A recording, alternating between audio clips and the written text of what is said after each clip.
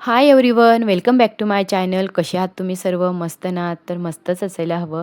तर तुमचाही आजचा दिवस खूप छान जावो आणि माझी सकाळची सुरुवात आहे ना अशी छान देवपूजेने होते आणि आजही छान अशी मस्त देवपूजा करून घेतली. आणि देवपूजा करणं म्हणजे हे काही काम नाही आहे. तर देवासमोर दिवा लावणं, अगरबत्ती लावणं, घंटानाद करणं म्हणजे घरामध्ये एकदम सकारात्मक वातावरण तयार होतो आणि पूर्ण दिवस एकदम छान जातो. तर देवासमोर 2 मिनिटं शांत बसून आहे ना म्हणजे अशी प्रार्थना केली ना तर खरंच मन अगदी प्रसन्न होऊन जातं. तर छान अशी देवपूजा वगैरे झाली आणि कृष्णाला हा एक नवीन गेम आणला आहे. आता नवीन गोष्ट कुठली असली ना तर ती अगदी 2-3 दिवस त्याचा उत्साह टिकून राहतो. तसं माझ्या कृष्णाचं आहे. तर त्याचे पप्पा त्याला असं त्याच्या काही बॉल बनवून देत होते आणि तो इकडे-तिकडे फेकत होता.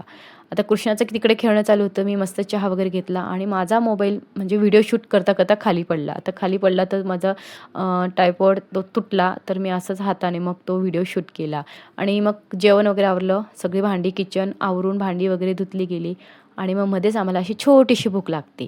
आता या छोट्याशा भूकसाठी काय करायचं? तर मग मला मॅगी हवी आहे. मग आता कृष्णाला अशी मॅगी बनवून दिली आणि मॅगी खाता-खाता त्याच्याशी गप्पा चालू होत्या. तर मॅगी छान आहे. मीच फक्त टेस्ट करतो. मम्मा तू नको करू आणि मलाही मॅगी आवडते, इतकी नाही आवडत. आणि रोज आम्ही काही मॅगी वगैरे बनवून देत नाही मी त्याला. पण कधीतरी त्याचा मूड असा होतो, जेवण वगैरे जर झालं, पण त्याला थोडंसं खाण्याची इच्छा होते म्हणून मी त्याला बनवून देते. आणि बरेच दिवस झाले मला शंकरपाळी बनवायची होती. फायनली आज त्याचा मुहूर्त लागला. आता हे सगळं काही मोजमाप करून मी पीठ मळून घेतलं मस्त आणि इतकी हवा चालू होती ना, तर अगदी किचनच्या खिडकीचे एवढा मोठा आवाज येत होता. म्हणजे इतकी हवा सुटली होती. आणि त्याच्यात मग आता छान अशी मस्त शंकरपाळी पण बनवायची होती मला. तर छान शंकरपाळीचं पीठ मळून घेतलं. आता मळताना आहे ना, तर ह्या पातेलीत मी ना 1 वाटी तूप, 1 वाटी 2 वाटी साखर आणि दूध, 1 वाटी दूध, 1 ते 1.5 वाटी दूध असं सगळं माप घेतलं आहे आणि हलकंसं गरम करून इतकं तुम्ही बघू शकता, की असं पीठ मळून घेतलं. आणि शंकरपाळी बनवण्याची ना एक खरंच सोपी ट्रिक आहे, की ते अगदी बाजारासारखे शंकरपाळी येतात. तर चं जे काही पीठ आहे ना, ते खूप जोर लावून मळायचं नसतं. अगदी हलक्या हाताने ते पीठ मळून आणि 15 ते 20 मिनिटं ते बाजूला ठेवायचं आणि जेव्हा लाटतो ना, तेव्हा अगदी जाडसर लाटायचे ते. तर खूप छान असे मस्त मऊ शंकरपाळी होतात, अगदी बाजारासारखे. तर छान असे शंकरपाळी बनवून घेतले आणि पूर्वाला कृष्णा तर ते बरेच दिवसापासून ते म्हणत होते, की शंकरपाळी बनव मम्मी. पण आज त्याचा मुहूर्त लागला आणि छान असे मस्त शंकरपाळी बनवून घेतले. आता बराच वेळ किचनमध्ये गेला, मग किचन सगळं आवरलं. पुन्हा अजून एक काम राहिलंच होतं. तर बरेच दिवस झाले मी झाडं आणून ठेवली होती, कुंड्या आणून ठेवल्या होत्या, नर्सरीतून माती पण आणली होती. पण आता त्याचा काही मुहूर्त लागत नव्हता. म्हटलं आज चला फायनली आहे थोडा वेळ आणि हेही काम आपलं होऊन जाईल. तर माझ्याकडे जे काही शेणखत होतं आणि नर्सरीतून मी ही माती पण आणली होती. तर आपल्याकडे काय होतं बऱ्याचदा झाडं असतात ना, म्हणजे मातीही थोडी खराब होऊन जाते. तर ती माती मी सगळी फेकून दिली आधीच्या कुंडीतली आणि ही नवीन माती आणली आणि या कुंडीला आहे ना मी असेच घरीच होल करून घेतले.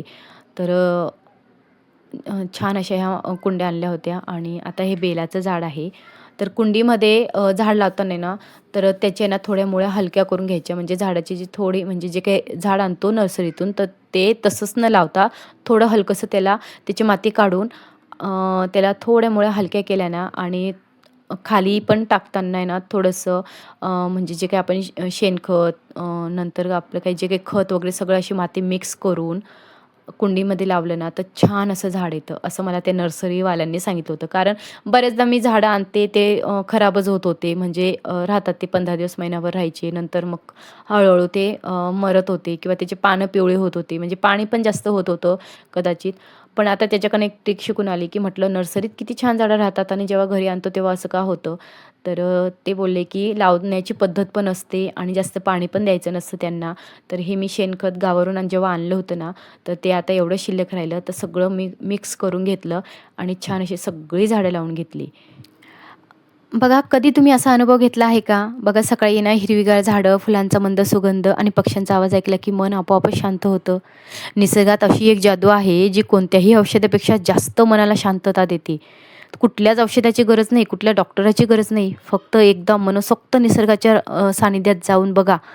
तर झाडांचा हा सहवास आहे ना म्हणजे काही क्षण घालवला ना, तर मनातील ताण जो असतो ना, जे टेन्शन असतं ना, ते खूप हलकं होतं आणि विचार सकारात्मक होतात. खरं तर. आणि चेहऱ्यावर आहे ना बघा आपलंच हसू येतं. तर आजच्या धावपळी जीवनात खरं सांगायचं ना तर आपण आपल्या स्वतःसाठी वेळ काढायलाच विसरलो आहोत. तर रोज काही मिनिटं निसर्गाच्या सानिध्यात घालवा. मनाला आहे ना एक नवी दिशा मिळते आणि आयुष्यात चांगलं करण्याची, काहीतरी नवीन करण्याची एक प्रेरणा मिळत असते. तर चला मीही आता आहे ना खूप अशी छान मस्त झाडं लावून घेतली आणि माझा बराच वेळ इतकं छान मूड वगैरे इतकं फ्रेश झाला ना आणि बराच वेळ इथे गेला. तर चला भेटूया आता पुढच्या व्हिडिओमध्ये. व्हिडिओ आवडला असेल तर नक्कीच लाईक करा, शेअर करा आणि छान छान कमेंटही करा. बाय.